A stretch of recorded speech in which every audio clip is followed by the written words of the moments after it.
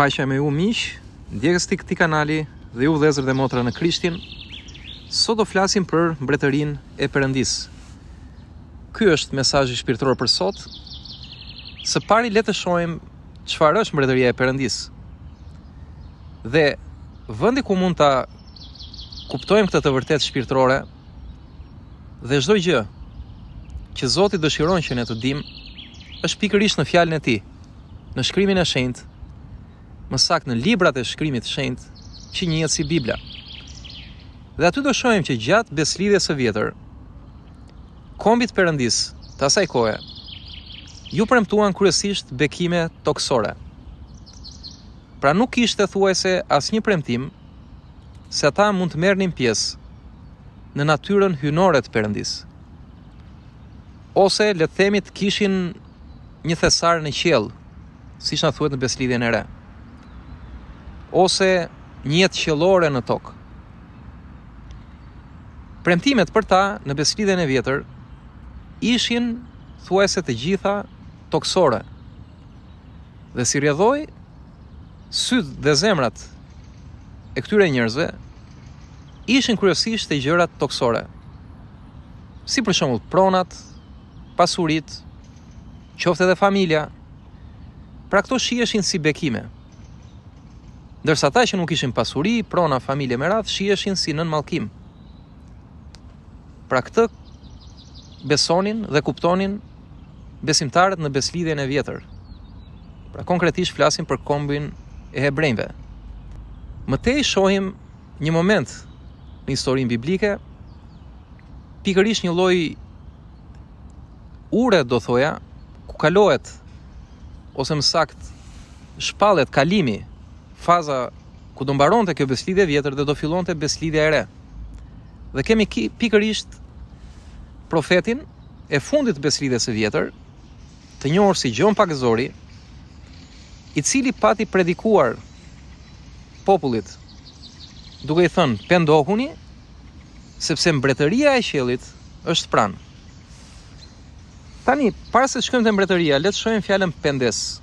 Pra çfarë do thotë pendes? Nuk është thjesht ke bërë një gabim dhe pendohesh që e ke bërë, nuk është kjo. Pendes në gjuhën biblike do të thotë kthim. Dhe në rastin konkret, pendes pikërisht ka kuptimin kthimi nga gjërat toksore drejt atyre qiellore. Pra kthimi nga kjo jetë, le të quajmë materialiste, jetë fizike, drejt një jete shpirtërore, drejt Perëndis. Pra një jete me besim tek Perëndia. Dhe pas Johanit shohim pikërisht Jezusin, pra Jezu Krishti Nazaretit, i cili pasi u dëftua biri i Perëndis dhe Krisht, pra Mesia i shumë pritur, sipas gjithë profecive në Bibël, dhe u dëftua pikërisht nga zëri i Atit qiellor dhe zbrita e frymës së shenjtë në formë plumbi mbi të. Pra pikërisht pas pagëzimit nga Gjoni, predikoi të njëjtin mesazh. Pendohuni, sepse mbretëria e qiellit është afër. Dhe mëtej pas mbylljes së misionit të Jezusit në tokë, gjithashtu të profetizuar sipas shkrimit të shenjtë, dhe pas kryqëzimit të tij dhe ringjalljes së tij për faljen e mëkateve të njerëzve, kur Jezusi u ngjit në qiell, lexojmë se apostulli Pjetër predikoi të njëjtën mesazh. Pendohuni. Apostulli u predikoi njerëzve në ditën e rrëshajave, që ne në shqip ndonjëherë e përmendim si dita e Pentikostis. Dhe e bëri këtë predikim pasi dishepujt e Krishtit morën frymën e shenjtë të premtuar nga lart. Ky ishte pikërisht momenti i çeljes së beslidhjes së re, që Perëndia përmbushi sipas gjithë profecive. Ishte pikërisht marrja e dhuratës së frymës së shenjtë përmes besimit në Jezu Krishtin. Kjo ishte pikërisht dita e ardhjes së mbretërisë qiellore këtu në tokë, rreth 2000 vjet para, të dashur miq. Sipas letrës së Romakëve, kapitulli 14, vargu 17, lexojmë se mbretëria e Perëndisë nuk është diçka toksore, siç është prosperiteti apo shërimi apo mirëqenia, Perëndia mund të bekojë edhe me to. Por nuk është kjo mbretëria e Perëndis. Perëndia na ka thirrur për një qëllim më të lartë neve si besimtar. Na ka thirrur për një jetë të një standardi më të lartë se sa gjërat që kërkojnë çdo njeri, gjërat e zakonshme. Perëndia na thërret përtej gjërave fizike.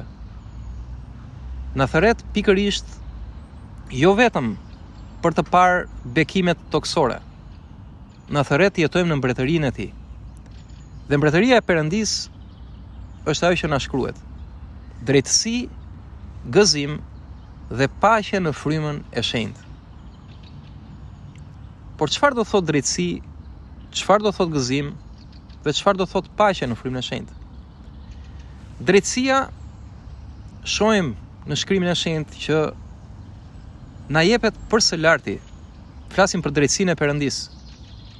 Kur ne pranojmë Krishtin si shpëtimtarin dhe Zotin ton, shpëtimtarin e botës, dhe më pas na transmetohet së brendshmi nga fuqia e frymës së shenjtë, që është vetë Perëndia që bën banesë në zemrën e besimtarit të rilindur, derisa kjo zemër transformohet dhe manifeston dashurinë e Perëndis edhe si jashtëmi për njerëzit e tjerë. Gëzimi është gjithashtu i brendshëm dhe na çliron plotësisht. Pra është një forcë gëzimi, të dashur miq, kur është në frymën e shenjtë, sepse na çliron nga dëshpërimi, nga dekurajimi dhe nga çdo gjë tjetër e trisht. Sepse vjen në sajt pranisë dhe fuqisë së frymës së shenjtë brenda nesh. Kurse paqja e brendshme është gjithashtu edhe nga Perëndia, nga fryma e shenjtë. Dhe Perëndia na fal lirin nga ankthi, lirin nga frika, nga tensioni, nga dëshpërimi, shqetësimet dhe nga çdo gjë tjetër. Dhe bën këtë duke na mbushur me frymën që të çon në paqe. Derisa kjo paqe manifestohet edhe në paqen e jashtme me të gjithë njerëzit, me të cilët ne refuzojmë të konfliktohemi për shembull, ose të mendojmë ose të qasemi negativisht. Prandaj dhe Zoti thotë që lum paqebërësit, sepse ata do të quhen bijtë e Perëndis. Dhe aku është një shenjë për të kuptuar birin ose bijën e Perëndis. A lufton ai në thonjza për paqen, apo lufton për të konfliktuar, që t'i dali e vetja? Paqebërësit janë bijtë Perëndis, të dashur miq. Pra kjo është mbretëria e Perëndis. Nuk është një fenomen i jashtëm, por është një fenomen i brendshëm. Nuk është fizike, por është shpirtërore. Mbretëria e Perëndis është brenda nesh, thot vetë Zoti Jezu Krisht. Kjo është jeta e krishtere që vjen përmes frymës së shenjtë, përmes rilindjes nga lart, për çdo njeri që beson jetën e tij Krishtit. Kjo është jeta qiellore që Zoti e jep këtu në tokë, pikërisht në zemrat tona. Amen.